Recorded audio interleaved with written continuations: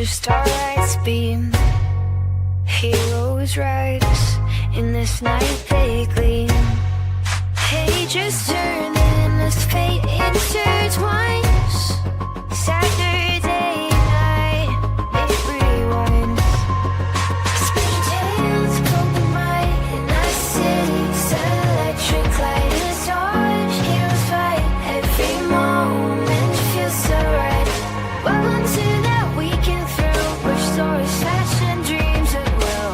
In this world we take a fight, Saturday night special guide and a night. Wonders, heroes unite. Comics and anime and bring new light. Journey through panels and vibrant screens. This colorful tapestry. Welcome. It's Saturday night, which means it's time for Saturday Night Special, the sixth best show on Renovision. With comments such as, "For the love of God, let your friend stay where he's at," SNS, and that channel is a rest area toilet bowl, and you don't need any more stinking up the best comic YouTube show going. And this is an absolute terrible watch. Such douche chills. How about we check in with Jedi Johnson and see if he thinks the boys are ready to start the show? But I still think we're more prepared than SNS, even with the rush we did on the show. Well, shit, I hope you boys are ready to bring the mayhem, because an all-new episode of Saturday Night Special starts in 3, 2, 1.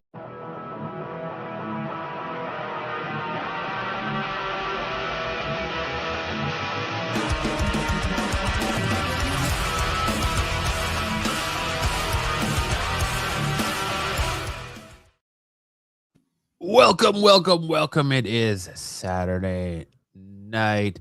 You're locked into Saturday Night Special. I think we got a great show for you guys tonight. As always, we got our topics, our opening starter. We got best and worst coverage of the week. We've got mega character matchup, dodgeball, Sam Sports Report, misconnections, the whole kit and caboodle here tonight. The Dom game and a couple of our special games to play tonight. Sam, how you doing? It's been a while, my friend. It has been a while. Well, it's like 3 weeks. I got a nice little bruise at dodgeball the other night. Oof. Looking a little rough. Yeah, I was trying to be sneaky and come up from behind my son who was on my team and do like a sneaky shot, but I misjudged where he was going to be, and I like clonked him on the head with my elbow. He was wearing a Yankees hat backwards, and the logo, like right here, is where I hit. And it left this like really weird, it like tattooed my arm. But now it's like this white mass. It's like a clump of scar tissue or something. It's really weird. But it was really like he that's where the curse of the Bambino affected you. Yeah. He had got his bell rung a little bit. He was a little loopy, little concussion protocol. But he shook it off pretty quick and he was fine. He's a Yankees fan, so he probably has got some sort of weird infection now. Now, see, the weird thing is that he doesn't watch any baseball. He never watches any baseball at all. I think he got the hat because of the style of it. What's up, Sarah? Sarah says, "Hello, everyone. Hope everyone is well and wish everyone a Merry Christmas and Happy New Year." Absolutely. Thank you, Sarah. You too. Can't believe Christmas time is already here. It's already upon us. This is the last show before Christmas. Short days. Yep. A few short days. Hopefully everyone's got their Christmas shopping done. I don't. Yeah. Every time I think I'm done, there's always someone, my wife's like, "Well, what about this person? Or what about that person? Or what about this person?" I'm like, fuck.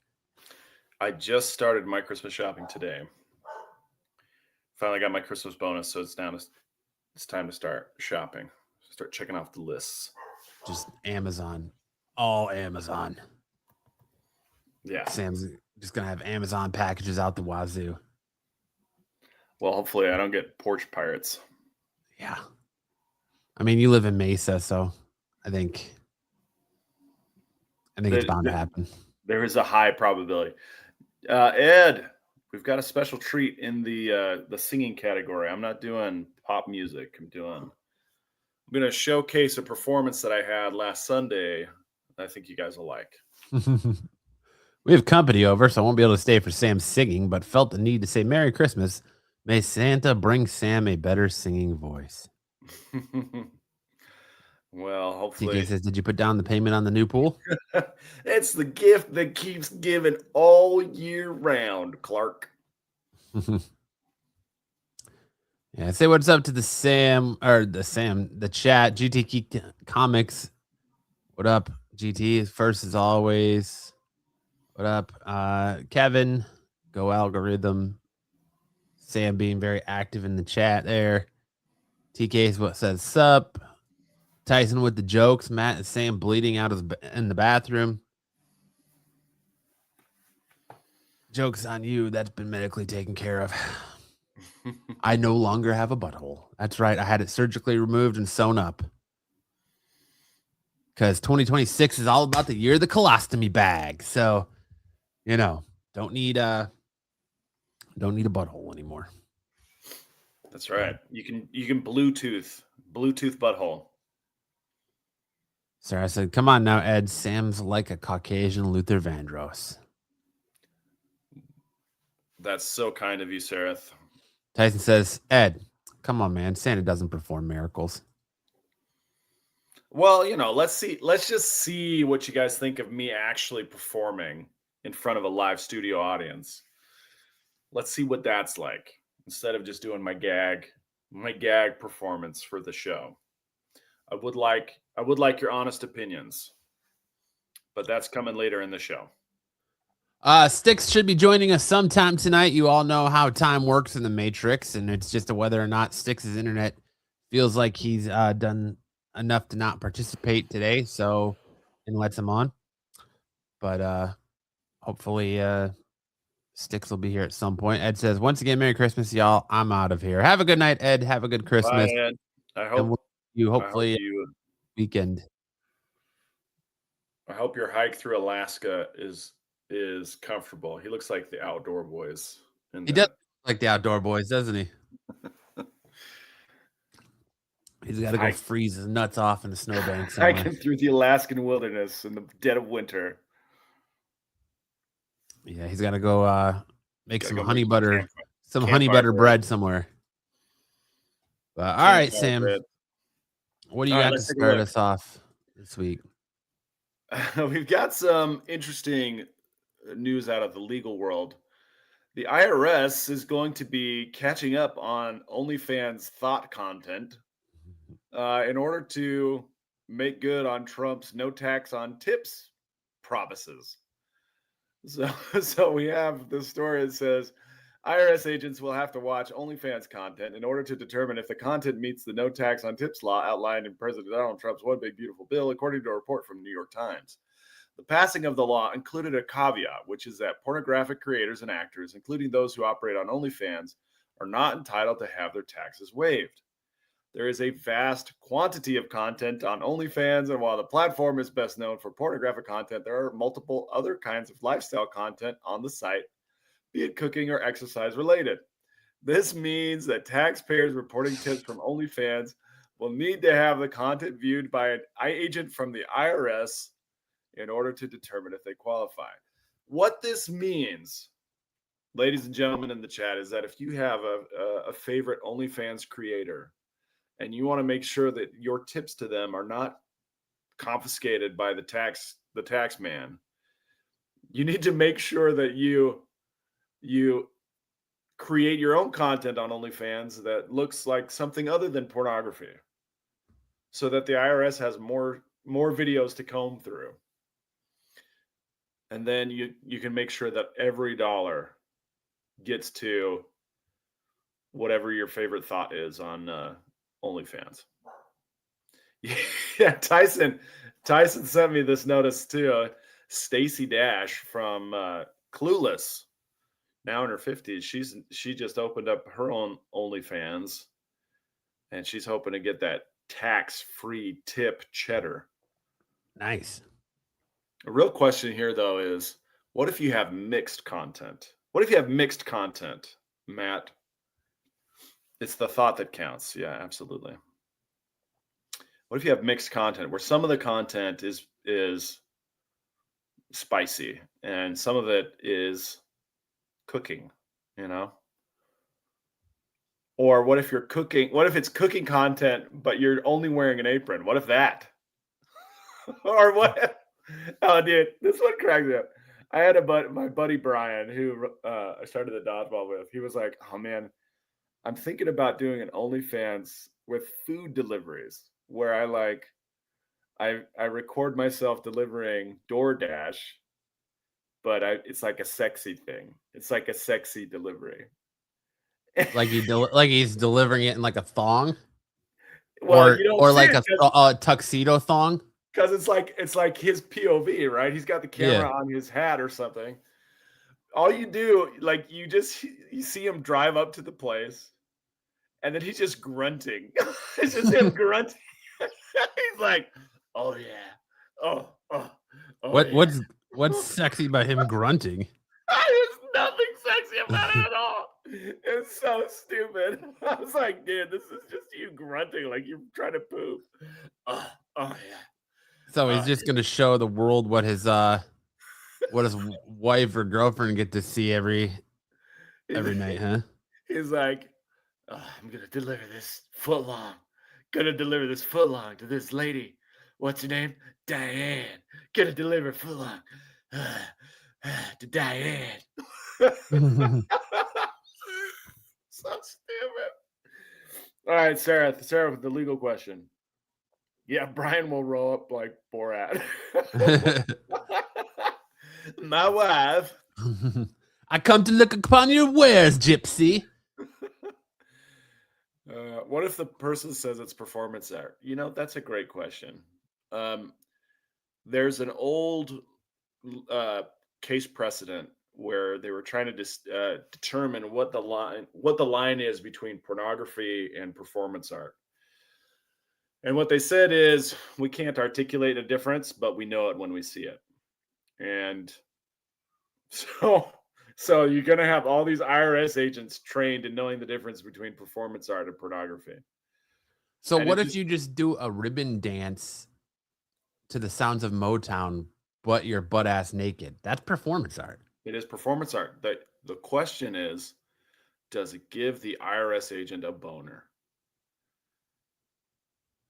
Dude, you're gonna have that's the line. Every IRS agent looking like Quagmire from Family Guy, where he's got one little tiny arm and just one massive forearm from all the OnlyFans videos I got to comb through.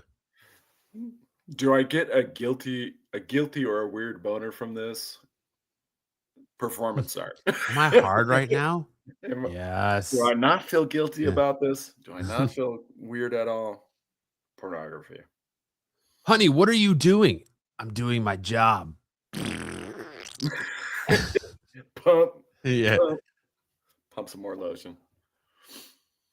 Yeah, that's where we're at. That's the state of affairs, man. That's the state of our union. We're gonna have Trump saying, I remember one of the first SNSs when Sam was doing karaoke and some dude checked his prostate while Sam was singing. It had to be Ed. I'll tell you a funny story. Maybe you remember it. So last weekend, my wife and I went to a movie.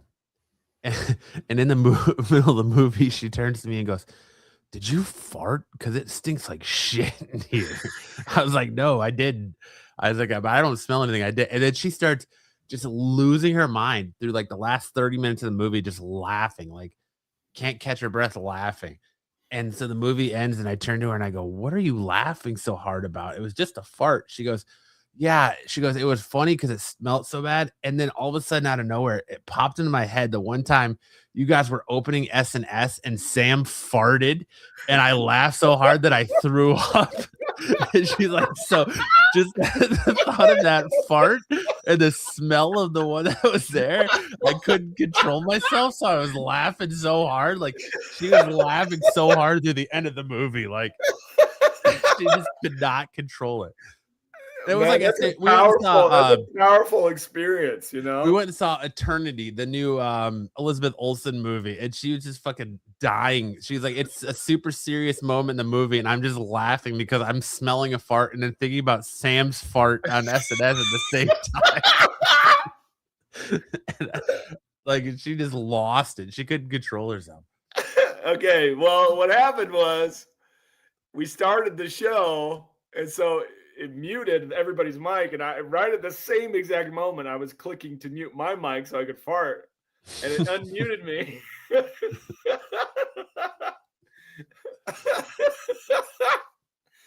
So yeah, so that's me bringing the chaos. That's right. That was hilarious, and you kept playing it back. It was perfect timing, Sam. Oh, man. snap. I've been telling Kyle for years he needs to start a dad bods OnlyFans content and just really just capitalize on it, where he should just be like grilling shirtless, spill a little meat juice on himself, A little butter. Get a little, yeah, a little melted butter, really just butter up them moobs, really just sensualize. Yeah. Sensuality. The sensuality of the modern American dad. Absolutely. Would you have to pay for that? I would not. I would never. I mean, like taxes for OnlyFans. Yeah, well, that's the question. Does it give an IRS agent a boner? That's the line. That's the line. So, like, if your OnlyFans content is just making sandwiches, and it gives them the boner, it's like, oh, yep, that's tax free. Dude, if he's just working on his car, if he's working on his car without a shirt on, right? That's auto mechanics. There's nothing pornographic about that. If you're a plumber or an electrician, you should make an OnlyFans where just someone follows you around and it's just your butt crack. Everywhere you bend over, it's just butt crack shots. You got a guy who occasionally drops pencils into it. Yeah. There you go. We do love Kyle. I could see Kyle saying, "Oh no, I spilled oil on my body and now I have to dance myself dry." Whatever will I do? Then suddenly he's turned his garage into a slip and slide. Then he goes into that the new John Hamm meme where he's just dancing in the club. Yeah, those are everywhere. Yeah. But well, I might have to become an IRS agent now. Yeah. Well, they are still hiring. They haven't. They got rid of a bunch of the ones that they were supposed to hire. But yeah. Tyson, you could start an OnlyFans where you're like Bob Ross and you just paint and draw topless, shirtless. Just have a picture of Matt naked as your muse. There you go. To get the ones who are trying to sneak the little hint of spicy content. I don't know how amusing it would be because I have so much loose skin that my fucking man boobs would just cover my parts. So I don't know how. That's how you get the tax-free status. Cover the man parts, but it's tax-free. They might double tax me for being a tease. Like, I thought I was coming here to see dong, and all I get is hairy nipples hanging down. This looks like that grandma from It. Ugh. That's funny though. I'll paint titties. Breastfeeding. Tyson sends me a message the other day and he goes, I don't know how or why Instagram doesn't allow breastfeeding videos, but they'll allow this shit. And it was just like a full-on like sex scene on someone's Instagram. He sent it to me too. Nice. Yeah. Doesn't make any sense. Would you consider that no tax on tips? I would consider that tax. That's definitely taxable. Breastfeeding content, tax-free. I'll call this piece Matt on toilet. Matt bleeding out on toilet. 10 out of 10 bleed out spot. Not responsible for your foot falling asleep or the head injury you might obtain by falling off the toilet and onto the floor. But well, all right. We're gonna be working on this line. We're gonna be riding the line between taxable and untaxable all night. So if you want to send us tips via super chats, that'd be fine. But you don't have to. Yeah, we don't want to be taxed. It will be tax free. It will be tax free. There we go. Spread the holiday love. Sam's begging for money. I don't care. Give us tips. No, I never see a dime. I mean, that's not true. I guess Marco does spread some love for the dodgeball crew. Marco loves his dodgeball. Marco does sponsor the dodgeball league. So I would be grateful for the holiday cheer that Marco sends to the dodgeball league. But yeah, there you go. Now you know, tax free. Super. I wish we had some examples of what would be tax free and what would not be tax free. Oh, you want me to get some pictures? Should we look at Absolutely. We need examples. We need to do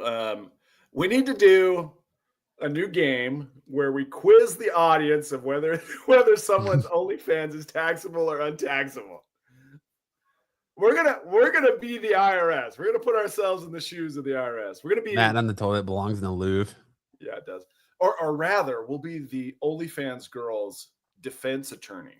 We'll be their tax attorney arguing that it's not pornographic. That's what we'll do. New game. That's a great new game idea. Is this taxable? It sounds like we need Stick's attorney at Life Law to be able to truly define whether that's taxable or not. He'll be the prosecution. I'll be the defense. Buffy says right in the Lou's men's room. It should be. So you can look at a picture of me taking a shit while you're taking a shit. It's a win-win. That's right. It's motivation. It's an example. Everybody. All right. What do you say we get into some news, shall we? Get it. Let's do it.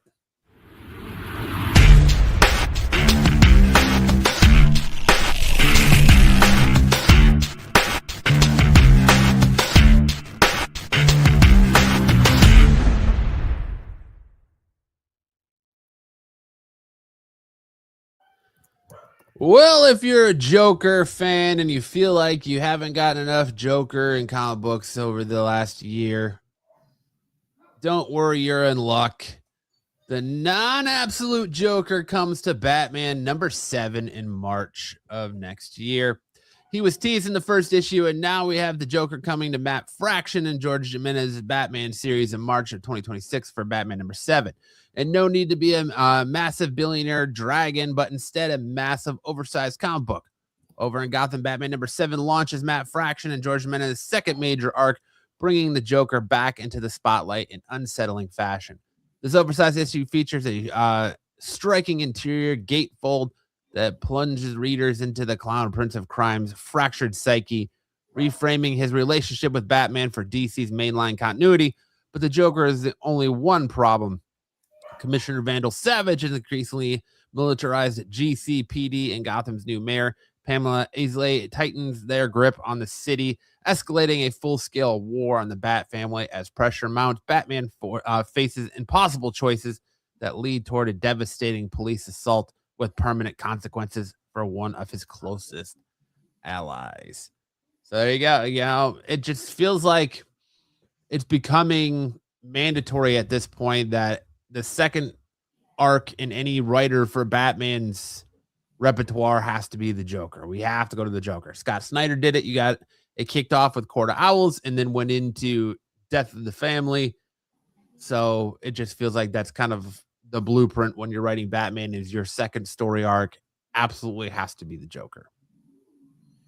Thankfully, that wasn't the case for Scott Snyder when it went to the Absolute Universe. Joker was the third arc, if you want to call it that, because the first one was Black Mask, second was Freeze, third would have been Bane, and then you got the Joker one shot.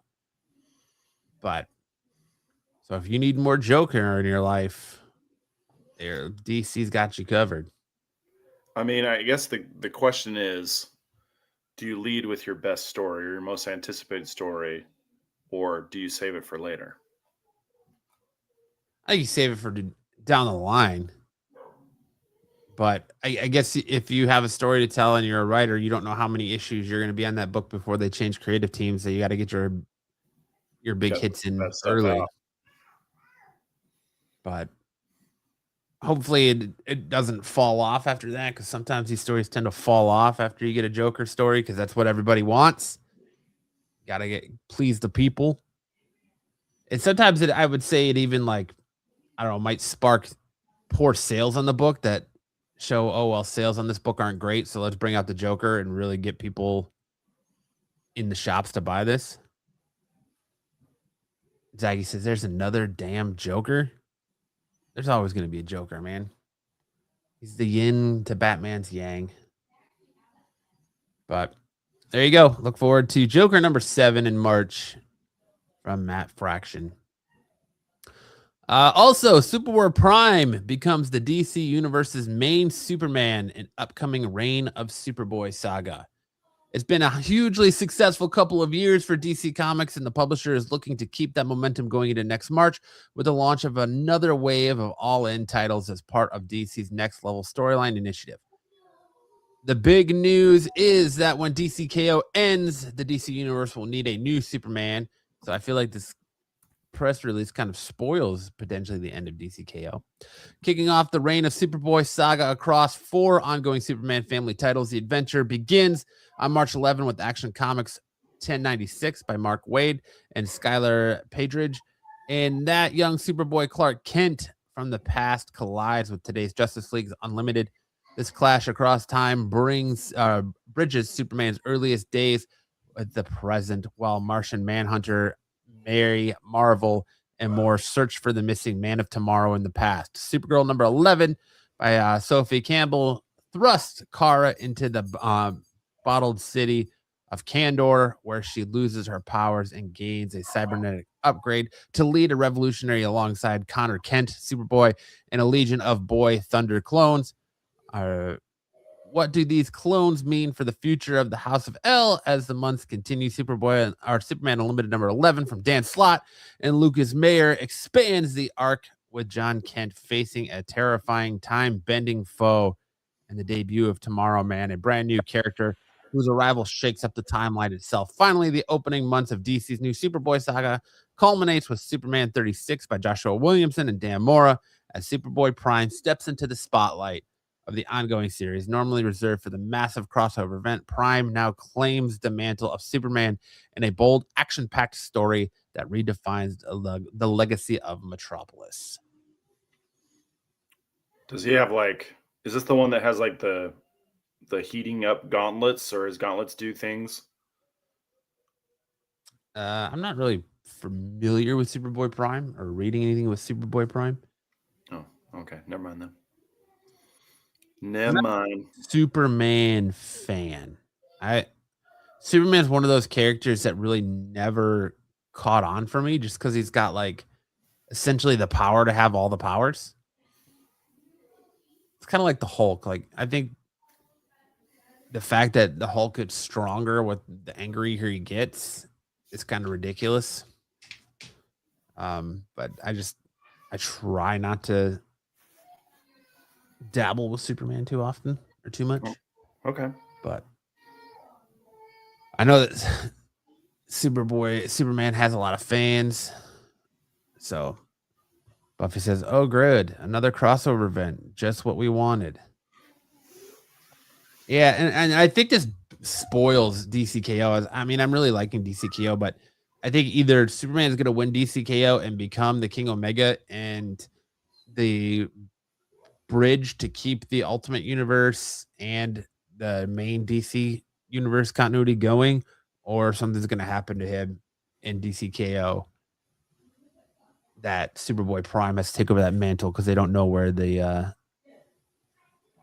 actual Superman is.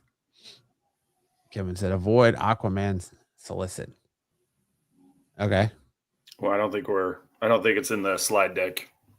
You'll be okay. Don't read the Aquaman one. Fuck Aquaman. This is an interesting take here. YouTube shuts down 2 major channels over AI created fake trailers, which are running rampant everywhere. Like right now, we're starting to get the year-long press rollout for advertisement for Avengers Doomsday. and we got, I know of 4 trailers that are ahead of Avatar Fire and Ash. You've got a Steve Rogers one, a Loki one, a Doom one, and a Thor one. So those are out there. Those are real, but we have a lot of AI fakes out there as well. And earlier this month, the Walt Disney Company CEO Bob Iger announced a 3-year, $1 billion deal with OpenAI that will see a whole lot of the mouse's IPs making their way over to OpenAI Sora. Shortly after, Disney's legal folks sent a cease and desist letter to Google demanding that Google take immediate action to safeguard Disney's licensing rights to its IP. More on that below. Google responded by removing dozens of AI-generated videos that feature Disney-owned characters, including Mickey Mouse, Deadpool, and others. Now, Deadline Hollywood is reporting exclusively that YouTube has shut down 2 channels with high subscriber numbers for using AI to create fake trailers. With more than 2 million subscribers combined, the Screen Culture and KH Studio channels are now display the message, "This page isn't available. Sorry about that. Try searching for something else." Earlier this year, both channels were hit with ad suspensions after it was shown that they were hosting AI-created fake trailers. And both channels made initial changes to have their ability to monetize their content return. YouTube notes that both Screen Culture and Cage Studios returned to violating its spam and misleading metadata policies. Do you think that YouTube should be taking AI channels down, especially if Disney is paying or partnering with Sora to allow their IP? This is like the question right now in creative space. Actors not wanting to have their likeness co-opted by AI. Obviously, there's IPs that are copyrighted that are just being kind of hoovered up off the internet by AI. But then there's also stuff that's in the public domain, things like Winnie the Pooh or Steamboat Willie. Those are all things that are now public domain. And so there's got to be a line, but it is imperative to Disney that they protect any of their copyrighted materials. Otherwise, it will become public domain, and then they won't have any IP to protect. So it's one of those things that the law demands that Disney do to protect its rights. So it's bound to happen, and it's going to happen more and more to companies that are or to people who are posting content that's not licensed. Sarah says, "I know AI isn't going away, but it needs to be regulated." For sure. Yeah, Keen Spot is making Winnie the Pooh books. There's been a lot of people. There's Marat Michaels makes the Do You Pooh books. There's been a lot of people doing Winnie the Pooh stuff.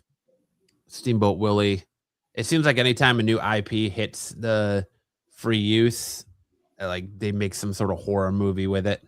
For sure. Whether it's Steamboat Willie or the Winnie the Pooh or Popeye the Sailor Man.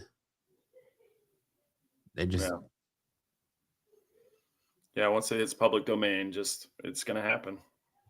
But I mean, yeah, AI is running rampant though. Like you can't. It's getting so much better every day. Like some of these trailers look incredible that people are making, but there's still subtle glitches that tell you that it's AI, but it just keeps getting better and better and better. So you're gonna have AI kind of making it look like you're saying things you're not saying or doing things you're not doing. So who knows? I could AI Marco actually eating at a salad bar. My buddy Brian, I don't know if we talked about this already, but he had a whole series of him and Abraham Lincoln traveling back to the past. Yeah, you were telling us about that. It was quite racist, but and then once Sora AI picked up on how racist it was, they shut it down. So now he can't do that content anymore. Oh, you can't have My Wacky's Adventures with the Abraham Lincoln anymore. Yeah, he was calling it Black to the Future. Oh my God. Yeah, that'll do it. Oh man. Warner Brothers and Netflix very interesting situation going on here that we haven't been able to talk about yet, with Netflix winning the bid for Warner Brothers and only wanting their film distribution and streaming companies, and Paramount trying to come in and make another hostile takeover with the company. So we had a lot of questions about James Gunn's future. Well, it seems that James Gunn's future is going to be safe, as Warner Brothers Discovery deal letting DC Studios be DC Studios. DC Studios and CEO James Gunn and Peter Safran, DCU has a pretty big 2026 on the way, with films like Supergirl and Clayface and the HBO Max series Lanterns on the way. And yet it's tough to discuss what DC Studios has in store without at least acknowledging the developments behind the scenes, namely Netflix and Warner Brothers Discovery seeking to finalize a deal that would see the streamer acquire WB Studios and streaming services. To be clear, even though both sides are all in, the deal is far from done. David Ellison's Paramount Skydance recently offered a hostile bid that was rejected by Warner Brothers board. And while the theater industry has been running under the assumption that Netflix is looking to kill the theater experience, and then there's a matter of getting federal approval for the deal, which could take anywhere from 12 to 18 months, Netflix recently went on the offensive, creating a website to lay out its bid for Warner Brothers and to address any questions and or concerns folks might have, along with the latest communications between Netflix and WB shareholders. Regarding how the streaming will be handled, the Warner Bros. Said of things on Netflix posted that it plans to operate Netflix and Warner Brothers as independent but complementary businesses. And this is the key part in the term of how DC Studios would be approached. They're looking to keep the teams that are currently running them in place. Netflix and Warner Brothers have complementary businesses, which is why we plan to continue operating them independently with the teams that currently run them. We will also keep growing our long-term investment in original films and series and expanding U.S. production capacity. Over the last 4 years, we've contributed over $125 billion to the U.S. economy and hired more than 140,000 cast and crew members. Films across all 50 states. With Warner Brothers, will be able to do even more, reads a section of their website.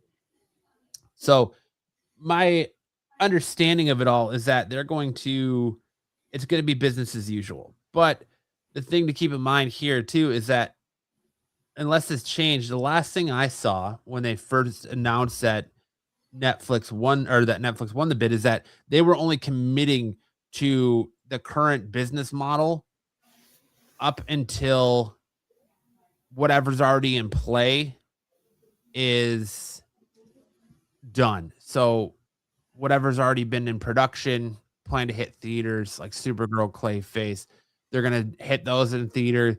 And then I think they're going to change the theater model where these movies will appear in theaters for a week, 2 weeks, and then come to Netflix or come to HBO Max, something like that. I don't necessarily think that Netflix is going to want to commit to a full like theatrical release schedule, if that makes sense.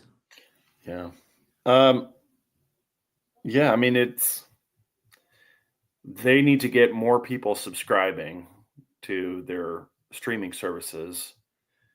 But it doesn't mean that they need to foreclose the theater revenue as well.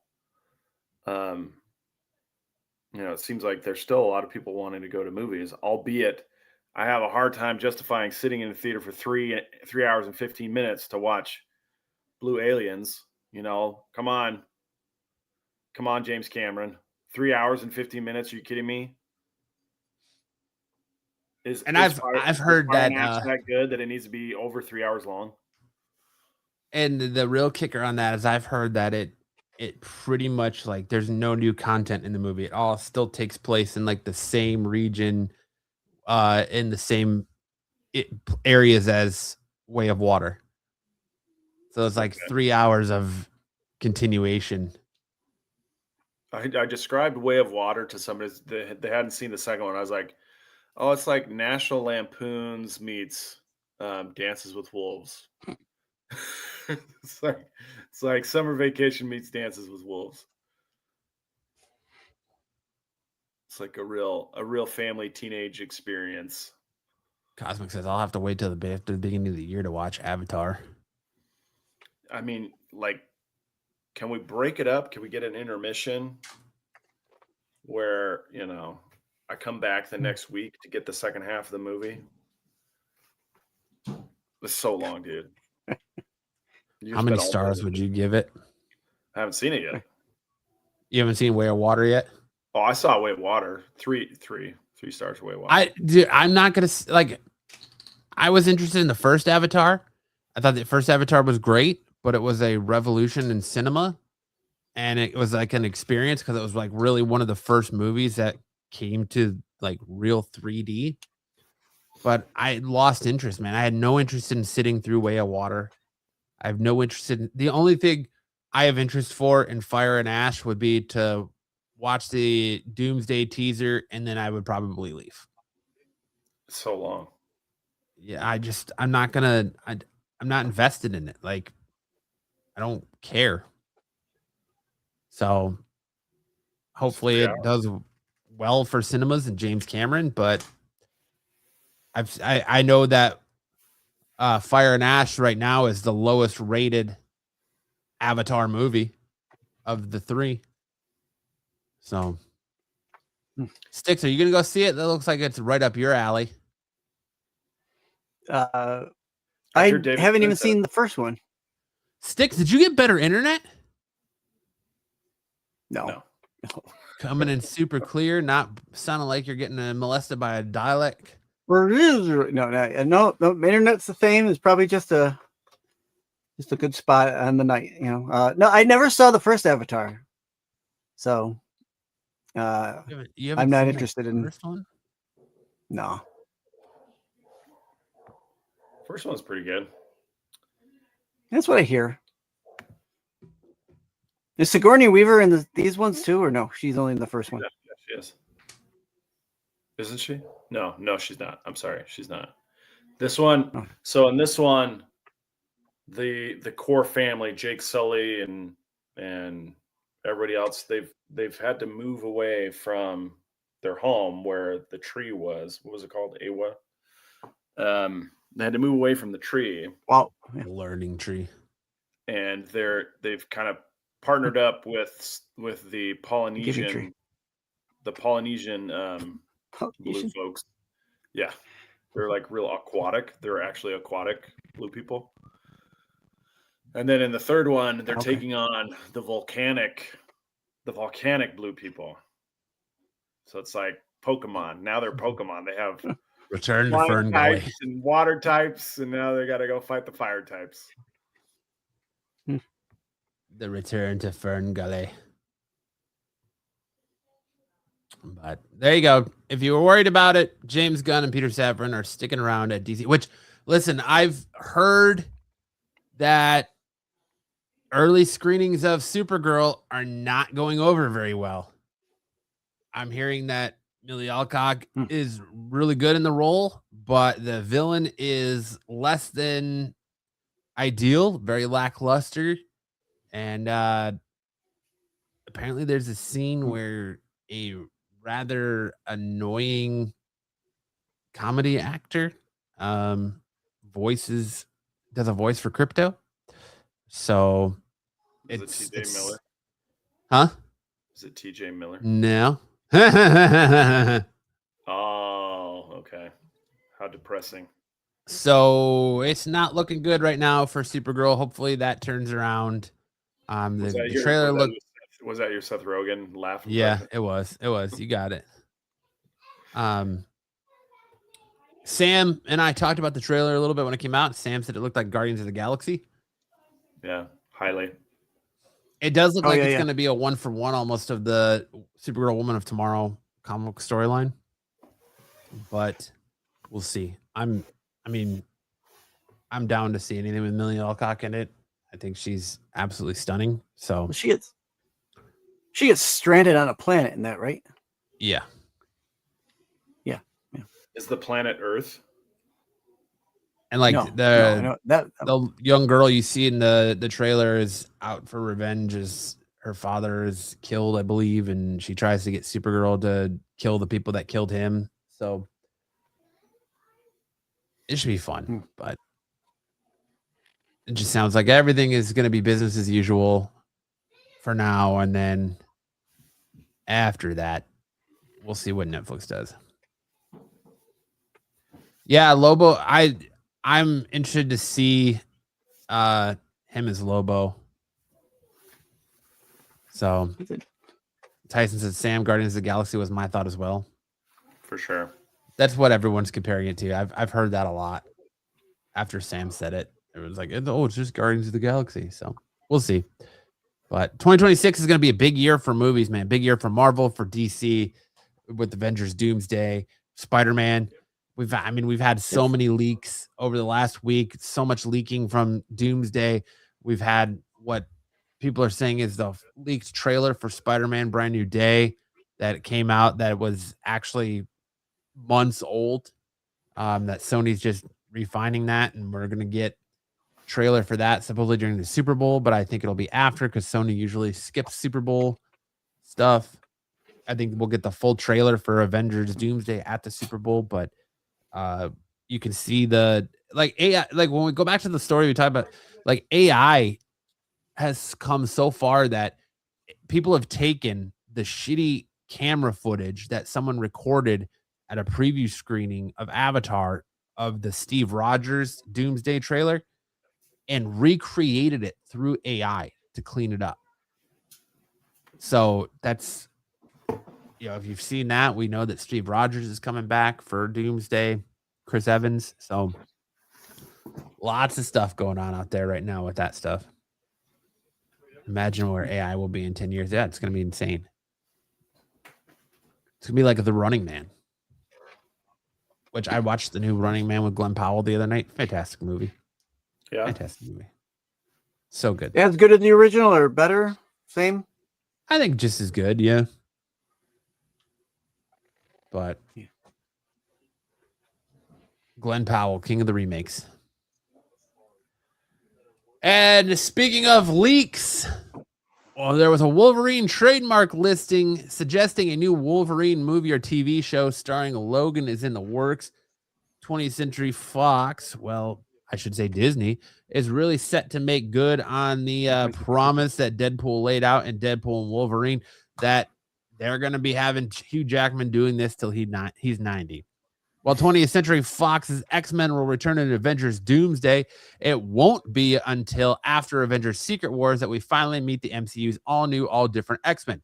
Filmmaker Jake Schneer reboot is likely eyeing a 2028 release, meaning the first wave of actors will have almost certainly been cast by this time next year. Marvel Studios likely has big plans for mutants. The next saga may even be named the Mutant Saga, which extended to various spin-offs from the main film series on the big and small screen. Lastly, to imagine a Wolverine movie being among whatever comes next, though a big question is obviously whether Hugh Jackman plans to continue playing the Clawed Mutant. It's been reported that by multiple times that he is set to return after Doomsday and Secret Wars, and there's really nothing to say he couldn't portray Logan for the next decade or more, especially if Daphne Keane joins him as a younger female Wolverine. We'll see, but many people are convinced that Marvel Studios is already gearing up for a new Wolverine project after a new listing was spotted on the United States Patent and Trademark Office. As you can see below, it specifically covers the trademark for the film and television. This doesn't necessarily mean Wolverine is imminent, though we'd be shocked if the character isn't taking center stage in a new solo outing by 2029 at least. For now, Disney and Marvel Studios may just be covering their bases.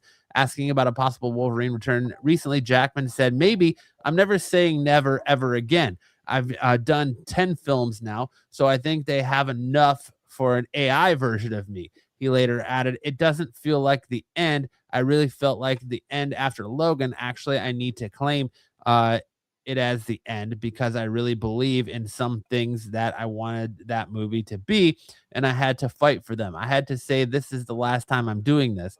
Then when I saw Deadpool, I was like, oh, I see 48 Hours. I see Eddie Murphy. I see Nick Nolte, but I would shove it down. I've told everyone that I'm done. I'm not one of those guys. Jackman continued explaining his Deadpool and Wolverine role. Then I went, you know what? I changed my mind. It's not that big of a deal. I'm not even going to say I'm sorry. And it was so awesome. So there you go. Sounds like we're going to get more Wolverine, more Hugh Jackman. That's great. He's, as far as what they're saying about the X-Men, Wolverine is not going to be a part of the X-Men. So I would think it would make sense in the grand scheme of the mutant saga that Wolverine is in a solo film. He's not with them. I think there's a lot of content from Wolverine's stories they could do. So I'm excited for what Marvel's got planned next for Wolverine and mutants and what's going to happen. So it should be exciting.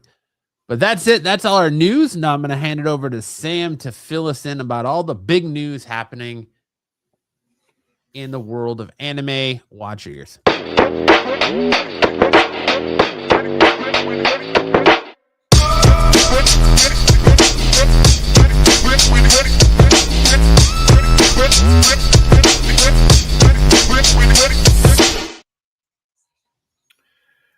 Well, this is actually a really special weekend in the world of anime. We have a special event going on this weekend called Jump Festa. It happens every year at this time, where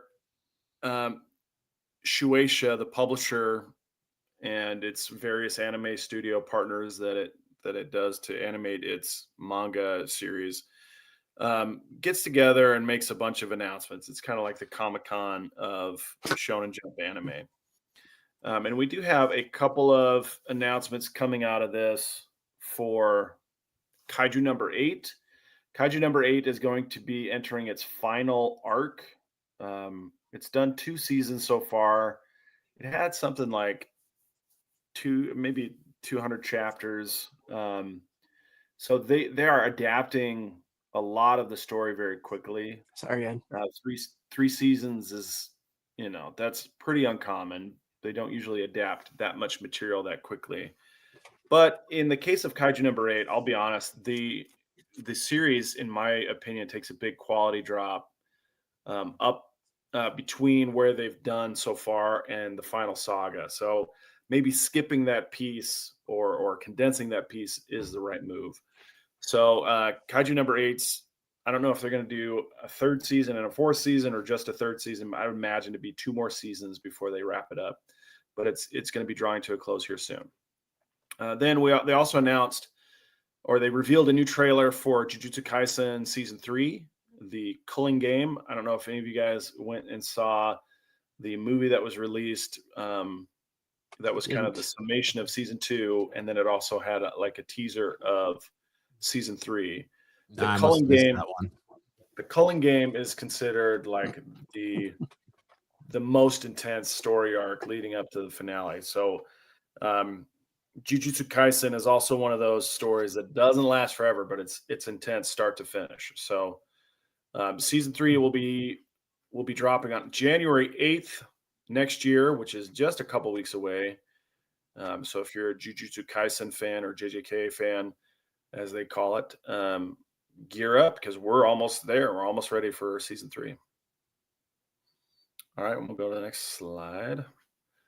We also got some news that they're going to be doing a Legacy of Monsters series prequel starring Russell. What's his name? The Kurt Russell's son, who does USA. Wyatt Russell. Wyatt Russell. Wyatt. He's going to be the head actor in the prequel series for Monarch Legacy of Monsters. Him and Kurt Russell have been playing the same character in the Apple TV series Monarch Legacy of Monsters. And so this will just focus on his younger version. And we don't know when that's going to premiere, but the 2nd season of Legacy of Monsters is going to premiere in February on Apple TV. So we'll keep our eye out for more development on that front. And then JoJo's Bizarre Adventure Part 7 Steel Ball Run is going to be airing on Netflix starting March 19th for the first set of episodes there. JoJo's Bizarre Adventure. I don't know if we have any JoJo's fans in the chat, but this is one of those long-running series that has the weirdest plot lines, the weirdest storylines, but also one of the most aggressive and committed fan bases. So if you're one of those, I salute you. What's so funny is that there was a survey in Japan about what was the gayest anime, and One Piece was voted the gayest anime, and all the JoJo's fans were like, "Hello, hello, what about JoJo's? What about Bobo Bobo Bobo Bobo? Bobo Bobo Bobo Bobo." Yeah, that was that. Or there could be a case made for One Punch Man too. I mean, you literally have a bunch of heroes that are just big rip dudes in thongs. Yeah, well, yeah, Puri Puri Prisoner doesn't even wear a thong when he goes. Puri when he Puri goes for it. Prisoner.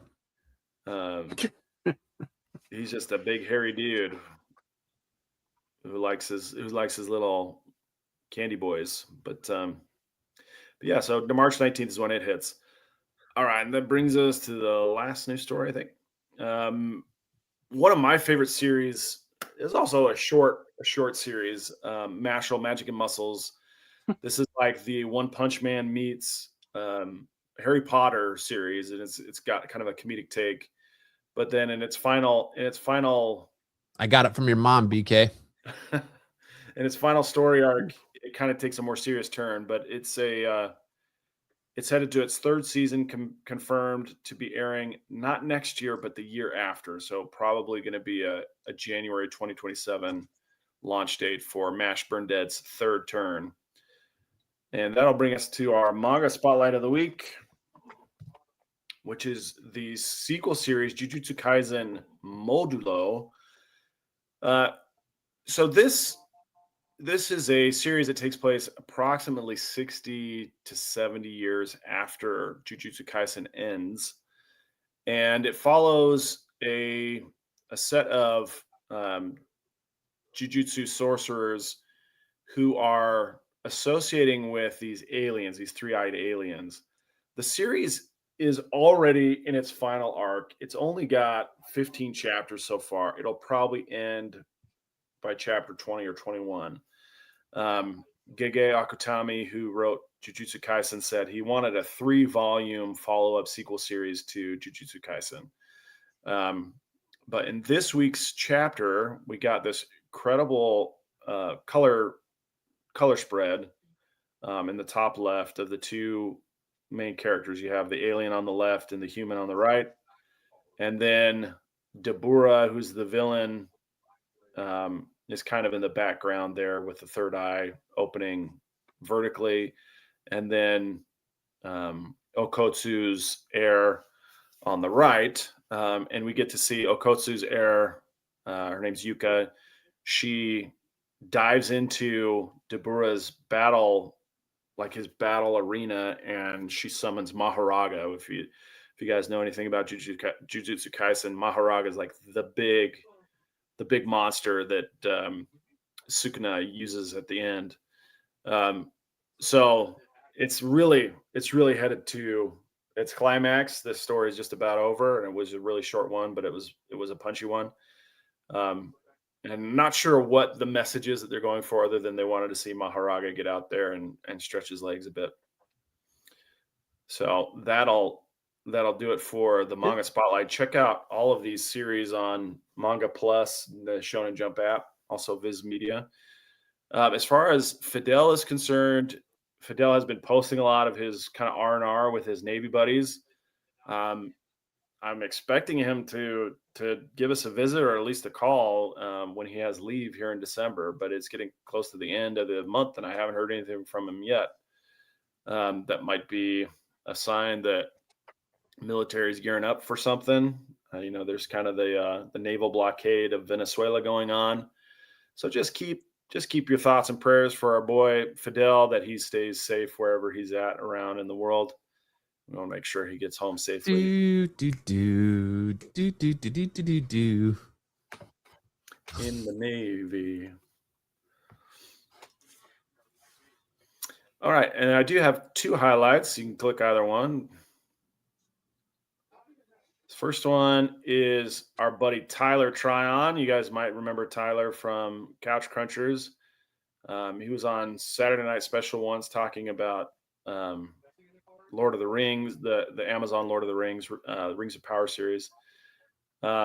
He 3 years ago when we went to Italy, he was named the boss catch because he was the best catcher on. He had the most catches out of anybody.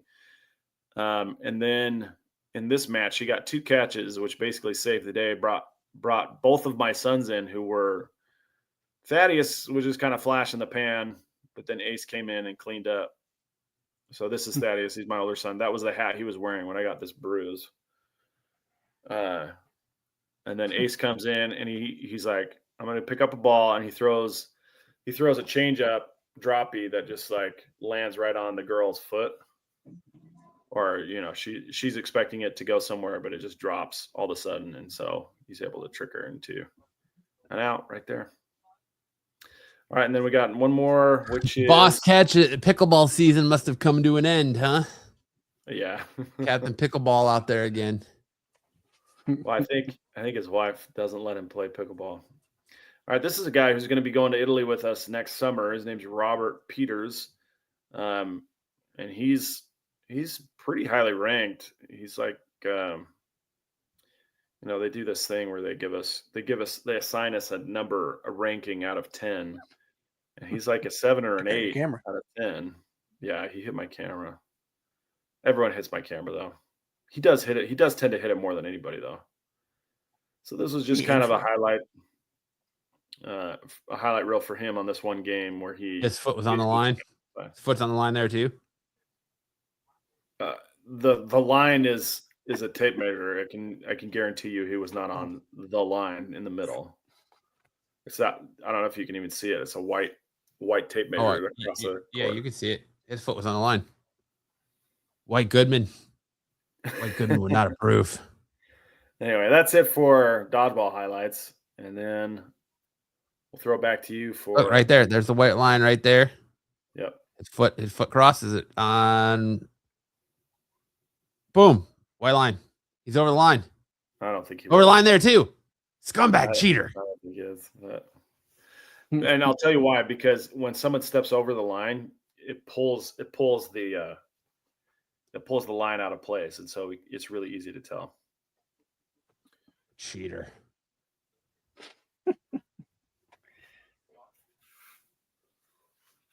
Cardi says AI. Hopefully they can make out better than that Paul guy. Do you know who's the Paul guy? Jake Paul. Oh, yeah. Dude, he got jacked.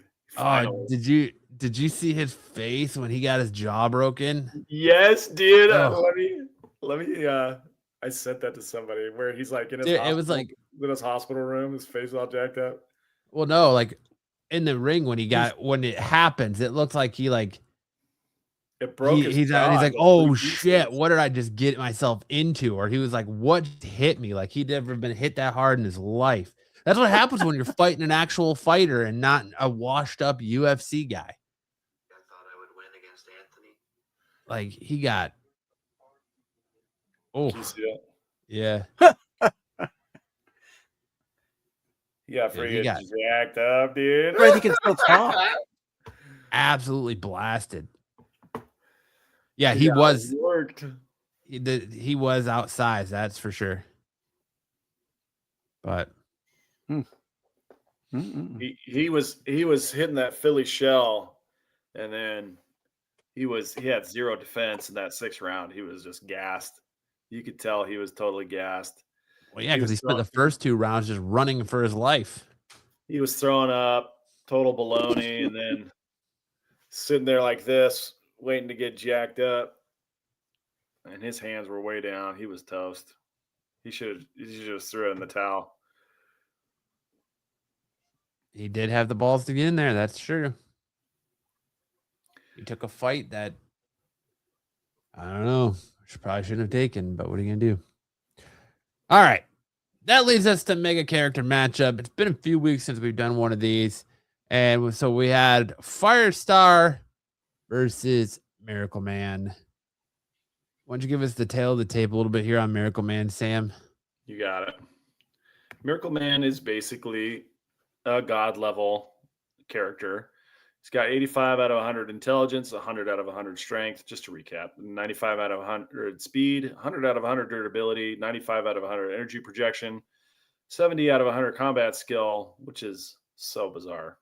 100 out of 100 stamina. He can fly, and he has telepathy and telekinesis. And now for Firestar. Firestar's got a 70 out of 100 intelligence. She's smart, tactical, and experienced from years with the Avengers and New Warriors. Cool. A 40 out of 100 for strength. She's got peak human strength, enhanced slightly by an energy field.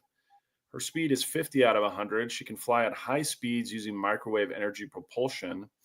Her durability is 70 out of 100 because she can shield herself with microwave radiation and withstand extreme heat and energy.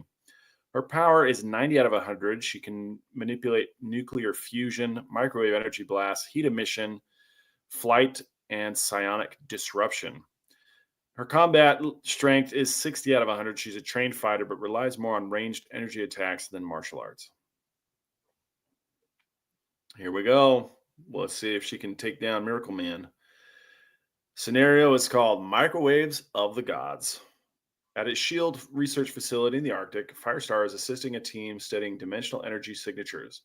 Suddenly, Miracle Man arrives, drawn by the same energy, believing it could help elevate humanity to a higher evolutionary state.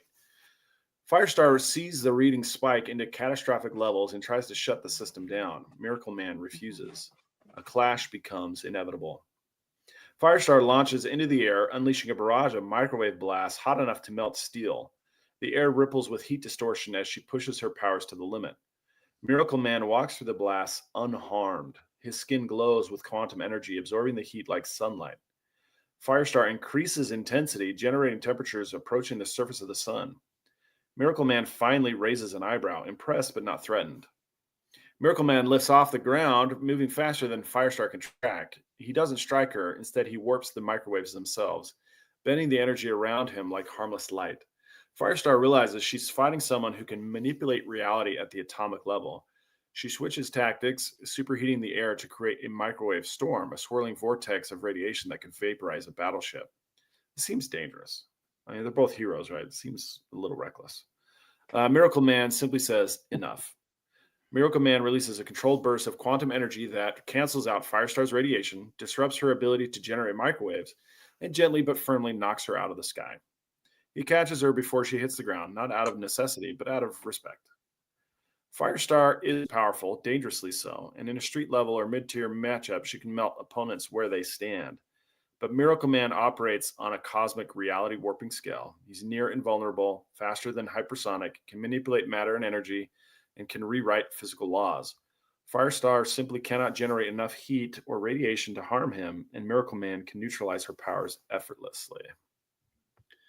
And all that spells what we knew to be inevitable, which is that Miracle Man is the winner. Yes, he still is. We find out who the next challenger is.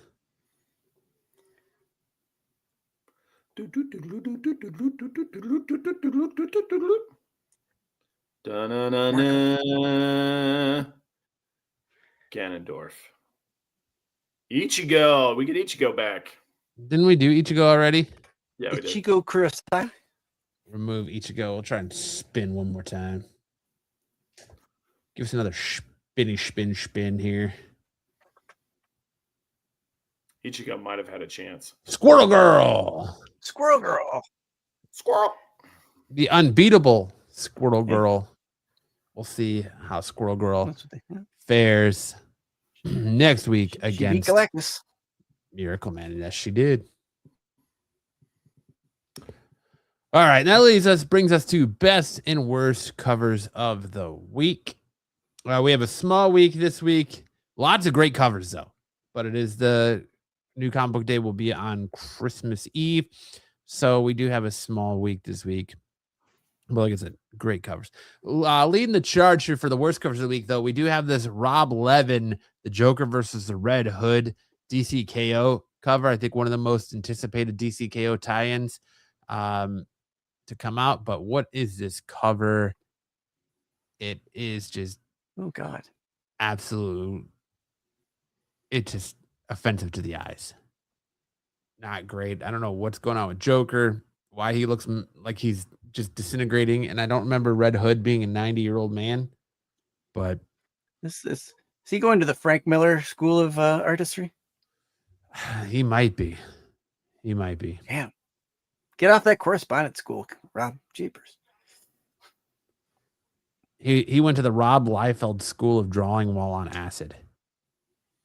I Look at can this. see his feet, and there's not enough pockets, so I'm gonna fight against that one, but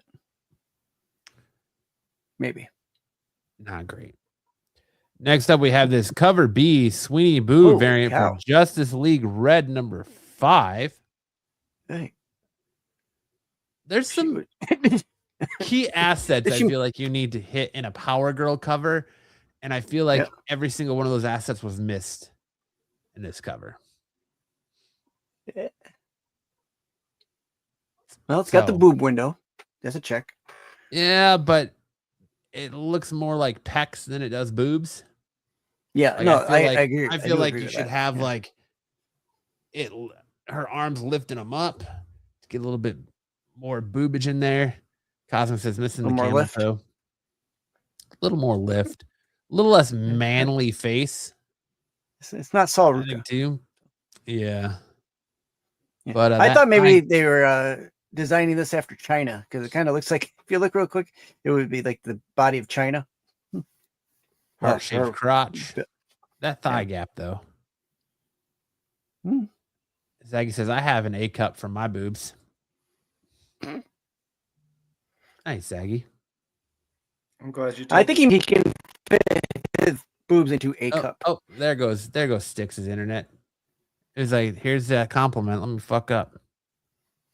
Her face looks like Jake Paul after the fight.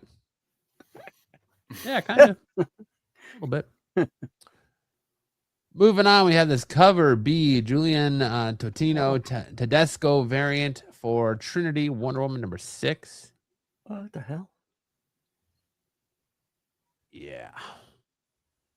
Does she I not don't- like dogs, or I don't just know. corgis? She's She not a doesn't like fan of super corgis. corgis, apparently. But it's rough. Put Styx' internet on the wheel. Styx' internet remains undefeated. That's true. That is true. And then we have this Godzilla Escapes the Dead Zone cover B, John Lancry variant here. I don't know what's going on here. Does he have brains coming out of his legs? That's his tail. Oh, Very, oh. very veiny. Oh, is this like Yeah. Johnny Bravo Godzilla? I Yeah, was thinking kinda. more. I thought maybe Calvin and Hobbes Godzilla. Because he's got like Hobbs. blonde locks. Yeah. Interesting. I could see Johnny Bravo. That works too. Mhm. All in all, just not great. But now we're getting into the same old bad stuff. We got John Romita Jr.'s cover of The Amazing Spider-Man. Like, I don't know why the Goblin Queen has a lopsided face. Why this version of Hobgoblin just looks like a thumb. Goblin these nuts. Goblin knows nuts. Why is Spider-Man so massive up top and then has a little like he definitely is skipping lower half day. Oh yeah. Got like an extra rib in there, I think. Too many ribs. And he looks like he's about to get hit right in the nuts by a pumpkin bomb. Yep. JR. The crotch shot. It's a Indeed. shame to see some of these legends and how far their That's art is Alfred's falling Jake off. Paul. Fidel versus Jake Paul 2026. Yeah, maybe Jake Paul will hang up his boxing gloves and join my dodgeball league. Fidel's jacked now, I hear. There he is. But now we're going to do our best covers of the week. We have this cover D Kyung variant on Wonder Woman, Absolute Wonder Woman 15, where we're going to get our first meeting between Absolute Wonder Woman and Absolute Batman. Absolute Batman there with his hulking massive axe, and Wonder Woman there with her giant buster sword. So we have that to look forward to. Absolutely beautiful cover there. Wow, That's a good cover. Yeah. Exactly. Next up, we have Martian Manhunter number 7, Dustin Guyan cardstock cover.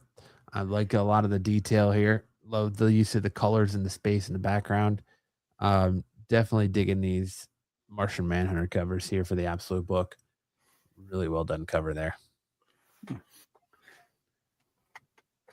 Next up, we got this Greg Smallwood variant on Detective Comics 1104. Couldn't get it swapped, but it got Batman. Kind of looks like the old school. Got a little bit of a feel of like the Batman 66, Adam West in there with Commissioner Gordon investigating a murder. Get a little bit of the investigation side of Batman here, the detective side on the Detective Comics of all things. So really well done. Almost looks like a photo. Looks really, really good. Would make a sweet painting in your house on a canvas. Been a while since we had a cover like that. Yeah, it's true. I like it. Coming up next, we got the Lee Bermejo Amazing Spider-Man Visions variant for number 18. Now that's a cover right there. Love that Bermejo. Going back to Amazing Spider-Man 121, The Death of Gwen Stacy. They're absolutely killing it. You don't like that cover? I'm not sure what's. I like it until you look at Spider-Man neck. I don't know what's going on with his neck. It's just wrinkles in his suit, man. Just the wrinkles in his suit. Like he's wearing a turtleneck. It does kind of look like look like foreskin. It's a Dickie Sticks. It does look like a Dickie. You're right. You're not wrong, Stab. But it's still, I think it's amazing. I think it's so good. Yeah. Neck aside.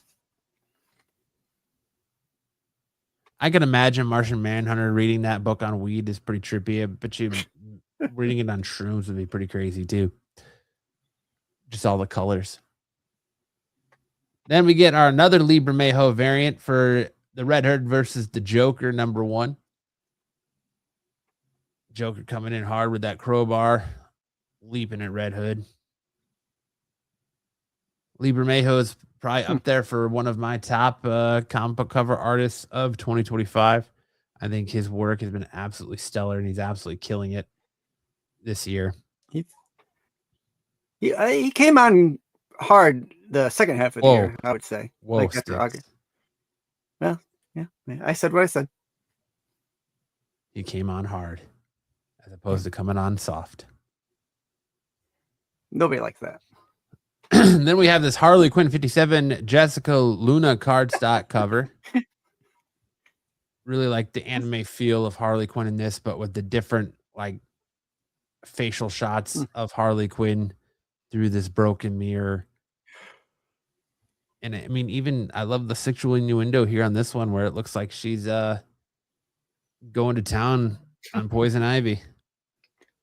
That's true. Just giving the old rocking it down there. Then we got this cover C Raza variant for Batman Beyond Static number 2. Really strong Raza cover there. What do you think of this one, Sticks? I like it. I feel like though we don't see a lot of Raza though anymore. No, Raza's had a couple covers this year. He has a really good cover on Batman Static Beyond number 1. But this Batman Static Beyond number 2 cover is just as sick here. Yeah. And then we get this Adi Granoff variant for the Will of Doom number 1. Looking really good. Kind of wondering if this is what Robert Downey Jr.'s Doom is going to look like. That's a good do. It's kind of simplistic, I mean, I like the Mhm. detail in the gauntlets and the armor, but usually like his chest plate has so much more detail on it. Like the next one I'm going to show you because it's from this book too, but I think it's absolutely fantastic. So it's kind of simplistic in the chest area, kind of like your more old school Doom, but Yeah, still it's more of really, like a really well 60s done. or 70s Doom. Yeah. You don't think Like this a is a soft good grid. cover, Ed? Go back to your company, Ed. Don't make me make Sam sing twice. And then we have the Stephen Platt variant for the Will of Doom. I just really like the detail of the throne with the skull and the face and like death over him, the stained Mhm. glass window in the background, and I like the like he made Doom like his knee pads out of the faces of Doom bots. And that's really cool. Really detailed, really hard cover right there for Doom. This will probably be the one I pick up.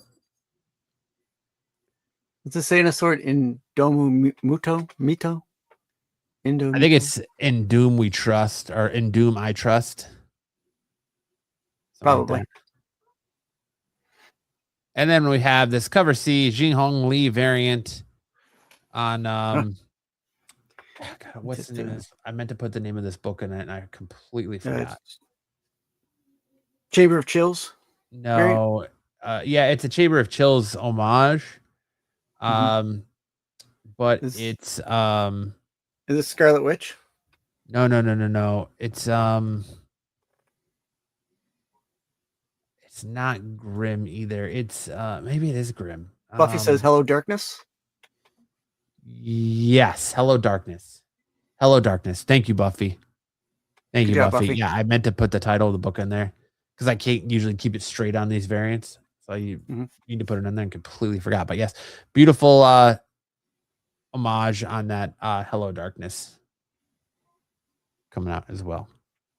And that's it for best and worst covers of the week. Now we're going to go into first appearances of the week. We only had one this week, and it's a Femi, an orphan boy taken in by Shiri in this new Black Panther Intergalactic series. First appearance of Obafemi in a comic book. There you go. Did not read that, but that's it. There's that. Next week, there's no first appearances listed either. So I don't have anything for what to look forward to next week. But now we're going to roll into my comic book picks of the week. And my pick of the week comes in the way of Wrestle Heist #1 from Image Comics. I talked about it a little bit on a wrestling show on Thursday night. This was a fun read. It's about a professional wrestler who is about to leave the business for another promotion for more money, and kind of the scumbag promoter or runner of that business, looking a little Paul Heymanish, kind of double crosses him and has the wrestler he's fighting against basically break his back. He gives him a pile driver and breaks his neck, causing him to not be able to wrestle anymore. So he goes and he's on a convention scene with another wrestler, the Grave Digger, and they come up with this plan that to get back at this promoter, they're going to basically rob this wrestling promotion on their biggest event of the year. So it was a lot of fun. It was a good read. I'm excited for issue 2. So definitely check that out. And then, of course, we got I'm gonna grab that. the Dreadnought War part 4 or 5 for G.I. Joe, getting to see the team up of the Joes and Cobra Commander, Duke and Cobra Commander fighting against the Dreadnoughts.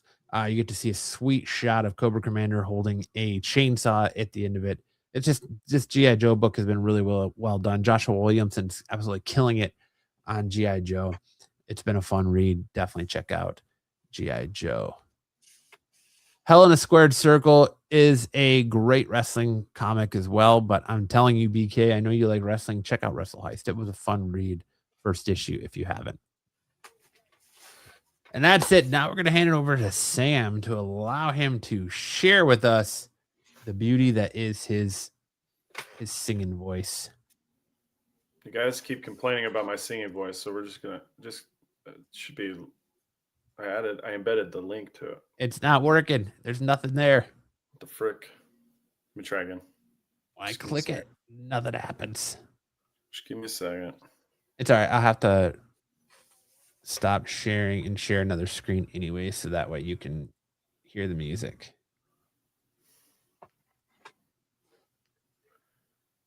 Dude, and then what if I put it in the chat? Would that work too? Yeah, you could do that too.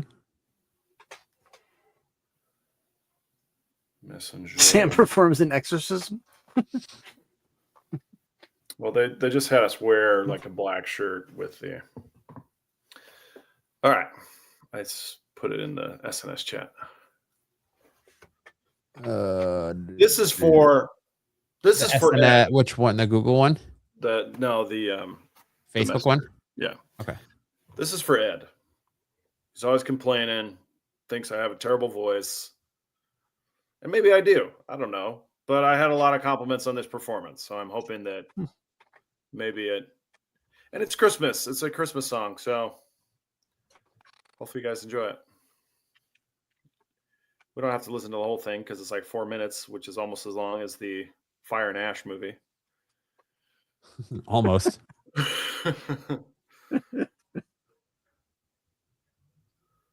My wife demands that I sing this particular song every year, and she just loves it. So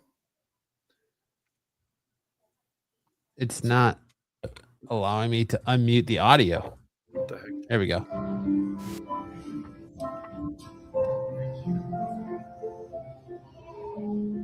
Oh, holy night, the stars Can you guys hear it? brightly I can hear it. shining. It is the night of the dear Savior's birth. See, this is the kind of thing that I excel at. Is like Long lay the world in sin and error pining, till he appeared and the soul felt its worth. A thrill of hope, the weary world rejoices, for yonder breaks a new and glorious morn. Fall on your knees. Oh, hear the angel voices. Oh, night divine, oh, night when Christ is born. Oh, night divine, oh, Kazakh says, Ed, how does this make you feel? oh, night divine. this is so that Ed can have a break from the usual stuff. There you go. That'll do. Our church has the second largest organ east of the Mississippi, I'm told. I have to wear earplugs when they crank it on. All warm and fuzzy. That makes me happy, Ed, that you say all warm and fuzzy, even if it's in sarcasm, but it makes me happy that, in at least an ironic sense, you're feeling warm and fuzzy. Good job, Sam. Thank you. Crushed it. And thank you, Sarah. That's very kind of you. A more talented Josh Groban. That's very kind. I don't think that that's true, but I appreciate that. That is very kind. I stand all amazed. Here's the interesting thing is that they now have made me in charge of the music at church, so I don't get to do solos anymore. They don't want me to do solos. They want me to lead everybody else. So it's pretty rare that I get a chance to do a song like that. Listen, we'd like it when you're singing, but we'd like you to sing with the group. We'd like you to get everyone else to do that. Ed says, Merry Christmas, Sam. And Merry Christmas to you too, Ed. Merry Christmas, everyone. 'Tis the season, right? God damn these fucking headphones. You know, I watch A Christmas Green Bay Carol, hat. Dickens' A Christmas Carol a lot. You shut your All mouth. the different versions. this time of year. It's just really great. It's my favorite time. You watch your mouth sticks. All right. So tonight, because some of the other segments I knew were going to run short, like best and worst, or not best and worst, but first appearance of the week and my combo picks, I created a new game. And so it's called Name This Movie. And what it is, I'm going to give you a very vague description, obscure description of a movie. It will be a Christmas movie. And it's up to you guys to tell me what movie we're talking about here. Okay. All right. Sam will bring All right, I'm game. gangster rap to the church choir. We'll have to work on that. All right. So the first one, a numerical error creates a solitary vigil. The boundary is breached by those seeking what's inside, but the interior transforms into a sequence of kinetic consequences. The familiar becomes the hostile until the hierarchy is restored. Oh, What Christmas movie is this depicting? it's a Christmas movie? Yes. Oh, geez. I was going to say Wreck-It Ralph. Sounded very Wreck-It Ralph to me. Let's see. A numerical error creates a solitary vigil. Is this Red One? It is not Red One. Face Off. Zaggy, it's Christmas movies. It's Face Off a Get Christmas Sarah, movie. Christmas movies. Die Hard is not a Christmas movie. Is it Krampus? Is it? Maybe. A numerical error. Krampus? Jesus. It's not Krampus. It's not Tron. Is this Elmo's Christmas Carol? Or Elmo's Christmas Countdown? It's this sweet. We haven't seen Hollywood Is it- Assholes in a while. Sweet, Matt. Is it Christmas Vacation? It is not Christmas Vacation. The It is boundary not is Frosty the breached by the- Snowman. by those seeking what is inside. Holy cow. But the interior. Wow, I thought Is this Rudolph the Red-Nosed Reindeer? it was not Rudolph the Red-Nosed Reindeer. The boundary. Is this Nutcracker? It is not Nutcracker. Doesn't sound very festive. I'll give you another hint. Yeah, hit Not one. bad, Santa. Little Nero's Pizza. Little Nero's Pizza. Heroes Pizza. A whole cheese pizza just for me. Oh, it's Home Alone. It Okay. is Home Alone. Yes, it is Home Alone. Oh, yeah, okay. that's like I think that's like such the language is like so abstract. Yeah. The when you boundaries- say the title, I get the what you wrote after you say the title. All right, next one. An uninvited guest occupies a steel skeleton of a monolith. He lacks footwear, but possesses persistence. Those who claim the heights are systematically returned to Earth by way of velocity and transparency. The tower breathes through the metal tubes until the silence returns. What the frick? These all sound like Yeah. horror movies. Right? Uninvited guest occupies the steel skeleton of a monolith. You got it, TK. That's right. This is Die Hard. Nice. Okay. What did you do? Did you run it through a translator and then run it through another translator? You I translate gave the my synopsis into description. Chinese. I gave my description of it to ChatGPT, and ChatGPT gave me an even more vague description. Vague. Translate this into Chinese and then translate it back into English. A pigment variant hermit lives in an elevated cave and finds the local acoustic environment unacceptable. He initiates a massive repossession project involving a canine dressed as different animals, but a small resident questions his motives, leading to a sudden medical emergency where his internal organs expand significantly. The Grinch. That's right. That is the Grinch. the Grinch. Good job. Good job. A meteorological event prevents a long-distance escape. 2 individuals are forced to undergo 4 consecutive domestic simulations. Each simulation involves different biological organs and varying levels of social friction. Not origins. Origins, sorry. Yes, frictions. Many loud verbal exchanges occur until the duo decides to change their own internal status. 4 Christmases, Vince Vaughn It and is Reese 4 Witherspoon. Christmases. And it's my absolute favorite Christmas movie. I've never seen that one. I watch this one at least 10 times every year during Christmas. That's a good one. I'll have to check that It's out. a fantastic one. Hmm. Good job, Cosmic. It is 4 Christmases. A youth seeks a projectile-based apparatus. I already know what it is. Just from that. What is it? You'll shut your eye out, kid. Yeah, it is. It is a Christmas story. You got it. You got it. Damn. Job, Up Sam. next. A man seeks to conquer the darkness with 25,000 points of light. The grid groans under the weight of its ambient.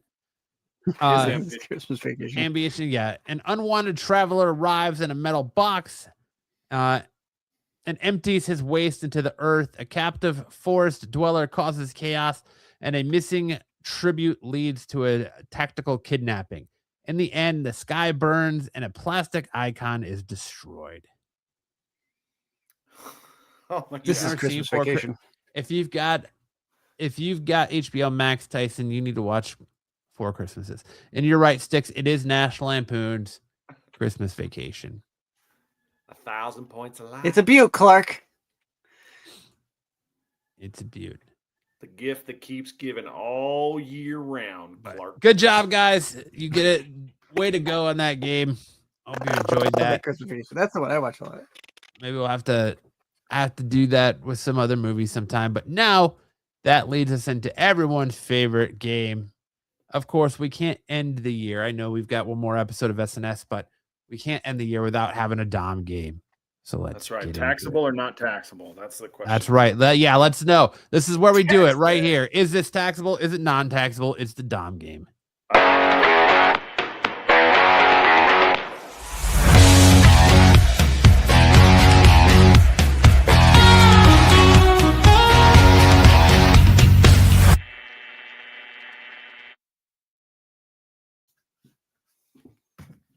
This is the game where Dom says, I didn't make that face. It's got to be AI. It's the Dom game. First up, did Dom like this picture? Yes or no? Fit Barbie 90. Just me. Tax dead ass. Tyson I'm says say, non-taxable for the Dom game. I'm gonna say he did like that one, but he didn't Daggy tip. says no. I'm going to agree. TK says yes. I'm going to agree. I'm gonna Yes. say he liked but didn't tip. No tips. Sarah says yes. Sam, you're saying yes, and you're saying yes, Sticks. Yes. Yeah, a lot of yeses here. Correct. Did Dom like this one? No, it was Greg Capullo. Oh, No. dang it, Greg. Dang it, Greg. God, Greg It was Greg Capullo. What a Capullo. rascal. Like he and Dom could we got to be get brothers. him on here. Yeah. They could be Explain brothers. himself. I don't think there's any explanation needed. Greg is a man of fine, refined taste. He's a man of culture. Did Dom like this picture? Yes or no? What's the first word that comes to mind when you see this it? is not taxable at all. There's no taxes on this one. She just wants to know what The first word. First This word is would be just filtered. cosplay. It's just cosplay. I'm gonna say yes to Dom. I'm gonna say yes to Dom. I'm going to say no. I think he thinks, like I do, that this is a filtered picture.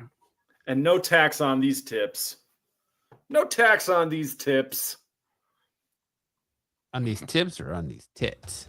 Ayo. I said Mom, goth mommy, Kevin says. TK says AI no. Cosmic says no. What do you think, Sam? No. I said yes. I said Yes. yes to Dom. It says she'll get my taxable income. Sticks, what do you think? I said no. No. Did Dom like this photo? No, it was Tyson. Tyson. This was a Tyson. That was an admission. She'll get my taxable income. Did Dom like this picture? Viral mugshot of woman arrested after sleeping with ex-best friend and uncle, then crashing his birthday party dressed as a singing telegram. Okay. Have you guys seen the Instagram account? It's like prison shawties or something where it's like a dating service. So funny. Viral mugshot of a woman arrested after sleeping with her ex's best friend and uncle. Wow. That's love. That's love, man. She's committed. Kevin says it's her name, Mindy, because she'll get all cock. TK says no. Zaggy says lucky. Sarah says yes. I'm gonna say no. I gotta say yes. I gotta say I'm hitting Dan red. says I'm hitting yes. red again. I believe in love. Did Dom like this photo? Do you Yes, he believe did. in Yes. Tyson says yes, Sam. I see them all. Yes, he did. Did Dom like this picture? This is AI. Ha! 100% AI. Mobile milk Dom truck. is a sucker for AI. Dom loves AI. Yes. Did Dom like the mobile milk truck? Like, how I are you think going that to might be a real AI? shirt. How are you going to even I'll say tax yes on this AI? one. I'll say yes on this one. Stick says yes. TK Wait. says Tyson. Sticks, you think this is not AI? I don't think that's an AI. No, I think that's an actual shirt. Oh, Sticks. Oh, I'm so sad for you, bro. I know. Sarah says yes. Yes, he liked it, but yes, this is also AI. What makes you say it's AI? The smile. Nobody has a smile like that. Are you kidding me? I think the way that Speedway is all crooked in the background and smushed together too is a pretty That's solid. that's a telltale sign. It's a backstretch. Did Dom like this photo? Yes, he did. He's a Dom's a sucker for the AI, just like Sam said. Did Dom like this photo? I can still vividly remember dancing to this song when I was 5. LOL. What song? Not taxable. Not taxable. This is just culture. Tyson says milk does a body good. Indeed, it does. Sarah says I may have sent it to him. I'll say yes. Kevin says I'll yes. say yes. I'm going to say Six no. says yes. I'm going to say no on this one. Zaggy says Mark Spears. Mark DJ says Spears. yes. Did Dom like this photo? No, this was a Tyson. This was Tyson. Oh, Tyson. Did Dom like this picture? Yes or no? What the heck is going on? This is not taxable. Not taxable at all. Let her keep the tips. Come on, she needs them for her retirement home. I bet he did like this. No. Or maybe no. What if it's me? What if it Sticks? What if it's Sticks who likes this one? Coffee guy said Sticks. No, I don't even know who that is. Nope, not me. Sarah says Jedi. Cosmic says Sticks. Oh my Sam, are gosh. you going with Sticks? I'm gonna say no to Dom, but I'm gonna say yes to Sticks. Kevin said new number. Who dis? Great shot, Matt. Oh man, that's so funny. Joe's like, I like that one. Did Dom like it? No, Joe's right. It He was did make it Joe. right in time. Joe's Made it keeping right in track. time. Just for Joe. Joe. That was Joe. Joe's like, that was me. Oh, that's great. That's like Sesame Street or something, man. Today's episode was brought by Lawrence the Welk. Did Dom like this picture? Yes. Holy Dude. crow. I mean, this This is probably a Dom and a Tyson. Yeah. I'm gonna say Joe, yes. you wily. You know, this one looks AI to me. No, dude, it's not AI. For us is How can you DNA. not tell the difference? How can you not tell the difference? You gotta watch that lady dancing that reel. I'm gonna say no. This would be like Great Capullo or something. that Did justifies Joe, it. Do you hear Joe justify? You gotta see that lady dance to that reel. It's like, dude, once you see her dance, you'll understand. You'll understand. Like I said, that's Domino for sure. She's showing too much ankle for me. That's so funny. What do you say, Stick? Did Dom like this one? You say yes? I said no. I said no. No? I said yes. You said yes? Tyson says Sticks is old school. Oh, Did yeah. Dom like this photo? Yes, he did. Oh, he did. Of course he did. Yeah, I'm hot except for the first two. I'm pretty good. I'm pretty good here. BK says, I love this pick. Did Dom like this pick? This Yes is or no? this is not Dom. 100% is not Dom. Unless he tuned into our episode the other night. Sam says this is not Dom. Although I'll tell you what, I have not. Look at me. I had never seen her until you brought her up, and now she's like just all over my feed all of a sudden. Yeah. Mm. Yeah, I'm sure. Joe says, "Me again." Joe says, "Love this." Cosmic says, "No." I mean, it might be me too because I follow her on Instagram. I've seen her too. Zaggy So says this was funny as heck. I Reading think the she's comments. hilarious. Tyson says, "Sam." What He is says, it? What "No, is though, that I comment? like." She got Godzilla and King Kong back there. Yeah, she's so funny. It's Joe. She built and has muscle. All right. So you think this was Dom? That could be me too. I don't think. I Well, do then not Dom. think it's Dom. I don't- I say no to no, Dom. I don't think it was Dom. Anybody Definitely but somebody else. Dom is liking this one. Yes, it was you, Sam. It was Sam. Oh, look where you dug that picture up from. I love that. Oh, that's great. It was Sam. That's so funny. All right. That's it. Now it's time for our last segment of the night. That segment that sends everybody run for the hills. The one that's where you say, I don't want to talk about hot chicks and dudes. I want to talk about comics. It's time for Missed Connections.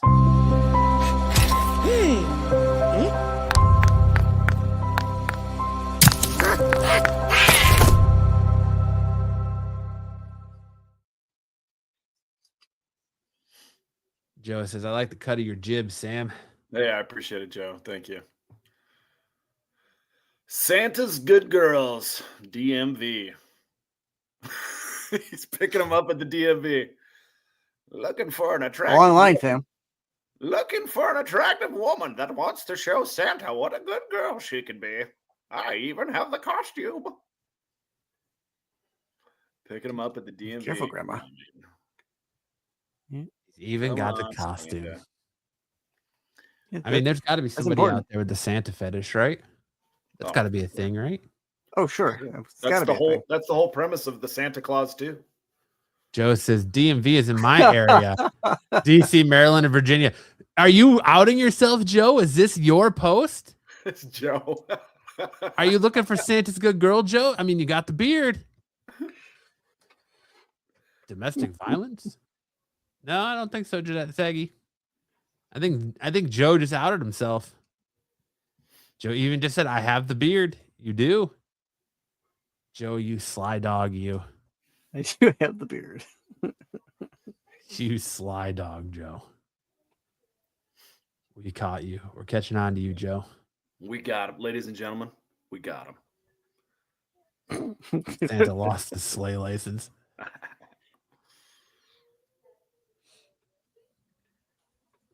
All right, Sticks. All right. Free carpentry, Gambros. Looking to polish and shape large pieces or pieces that are thicker and in need of sanding and polish. Sap base wood only. Evening hours only at this time. Did I muffle out? Planned Parenthood is my stopping ground. Sticks headroom. Yeah, a little bit. You want to try that again, Sticks? You broke up pretty badly. Yeah. Looking to Start with- polish and shape up large pieces of wood. Free service for pieces that are thicker and in need of sanding and polish. Sap base wood only. Evening hours only at this time. What do you suppose that means? Yeah, what is Sap-based wood. sap-based wood only? What does that mean? What does that even mean? He likes wood that seeps. I don't get it. Maybe you have to have some sort of like Like there's a point at specialty which drip. there's a point at which the metaphor is no longer effective, and I think he reached it. A little bit sap-based wood. What if we only have maple? I think you're overthinking it, Zaggy. I like a good pine. No oak. I don't want any oak. Yeah. Nice guy at Menards. This morning I noticed your boner, and it seems like you're having more boners lately. Just let me know if you want me to take care of it. Thanks, John. Oh, Gee. John. Gee, John, you're so kind. John, if you're looking for, anyone, I know a Okay. guy in Pennsylvania who likes to dress up like Santa Claus. He even has the outfit. You can contact him every Friday night right here on Renovision over on a show called The Qualified. He goes by the name of Dom. Well, Elgin's in Illinois. I know. Greenway encounter, Raleigh. I watched as you stroked yourself to a massive release. Would love to see that again. Hot guy on the road. Made me want you. In my mouth. Gross. It's so gross. I'm straight, but you made me hot. A long shot, but saw you. You smiled. Wanted you in me. Come on. Merry Christmas. Mm. Missing your visits to my private GH. Goon, Charlotte. Goon House? Is that what that is? Glory Goon hole. House? Glory hole. Go, Glory Hole. Glory Hole. Glory. I'm missing your visits to my private anonymous Glory Hole. Located in North Charlotte to Concord Mills area. You would often drop by our lunch or on your way home from work. Man, I hope you see this ad. I would love to reconnect. Please reach out. I'm willing to accept new visitors to my private anonymous M4MGH Mail for as mail. well. Mail for mail, Glory Hole. That's clearly at a Okay. truck stop outside of a Waffle House somewhere. Yeah, for sure. Outside of a in waffle, Charlotte. where they must have banned lot lizards there. Yeah, they're gonna boil your peanuts. At the gym. You were the girl that heard me fart. Now you stare at me every time I go to the gym. I'm sorry. See, that's wholesome. That's pretty wholesome. This is me to the chat. You were the chat that heard me fart. I'm sorry. And now every Yep. time you go see movies, you laugh when someone farts. I feel like at the gym it's acceptable because if you're pushing You're a lot of exerting weight. yourself. Yeah, exactly. We forgive you. We here at SNS forgive you for your gym fart. We give you a fart license. The more you know. But that's it. That is our show for this week. That is our final show before Christmas. Great job, everyone. But make sure to check out all the other programming across Renovision. Make sure to check out Pete Shorts all week. Make sure to check out the CBSI Hot 10 list on Friday night, the Qualified, the Star Wars show tomorrow night. Check out Sticks over on his channel on Tuesday nights. Are you doing a show this Tuesday, Sticks? Yep, this is Doctor our Who? last show for the year. So we're doing Doctor Who's Christmas Carol this week. Nice. Make sure to check us out over on Absolute Geek and Styx' channel for our wrestling show Thursday night. Although we are done, that we had our last show of the year on Thursday, so we will be back at the beginning of the year with new episodes talking about professional wrestling there on Thursdays. You can catch again CBS Hot 10 list on Friday nights, followed by the Qualified, which leads you right back here to us every Saturday night here on Saturday Night Special. Yeah, hope you guys have a great Christmas. Exciting stuff going on there. Lots of what else anything else you guys want to talk about before we call it a night? No, that was good. It's a great show. Yeah. I'll throw this out Okay. there for a little self motivation and Christmas story. I am 6 pounds away from a total weight loss of 200 pounds. Wow, that's Wow. amazing. Right? Excellent. Crazy. Excellent. Absolutely crazy. So When did you start? a little over a year ago. There you go.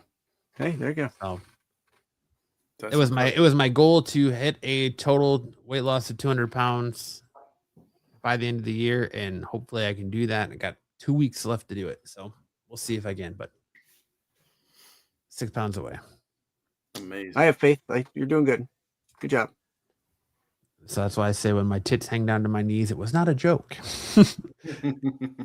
But yeah, appreciate you guys. This motivation, I'm gonna keep it off. I'm not gonna put all that back on. I feel too good to do that. Mhm. So Good. Good job. Very proud of you. Very proud of you. but yeah, the good end the year on a high note there. But Kyle just asked if we were still alive.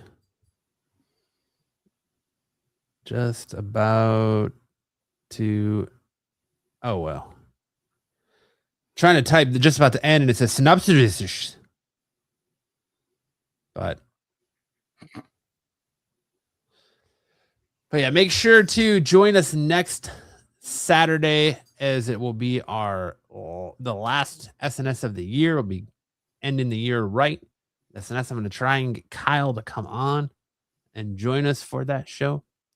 But with that being said, Sam, take us out with some words of wisdom that lead us into the Christmas season.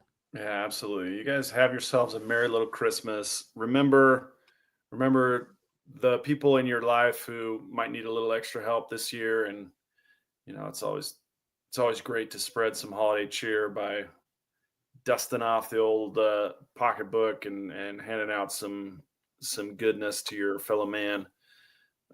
We love you guys. Thank you so much for always being in our chat, and I hope you guys have a great Christmas. We love Kyle, miss Kyle. Merry Christmas to Kyle, but also we'll see you guys back here next week to kick off some New Year's cheer as well. So you guys have a great night. Absolutely. Have a great Christmas, everyone. Holiday season, whatever you celebrate, whether it's Hanukkah, Kwanzaa, Christmas, whatever your celebration of choice is. Merry Christmas. Happy New Year. We'll see you guys right back here next Saturday, where we tear the pitch down and close out 2025 on a high note, which has been a terrible year all the way around. So hopefully we can close out on a high note. BK says 2026, the year of Fidel. Amen to that. There you go. Make sure to reach out to Kyle, wish him a Merry Christmas, send him well wishes and all that. He's doing pretty good. So I just texted him. I said, you got to come on next week's show for the end of the year show. He said, okay, I will. So tune in next week to hang out with Kyle and end 2025 on a high note. Again, happy holidays, everyone. Merry Christmas. And we'll see you guys next week. Maybe? No, we will. See you guys next week.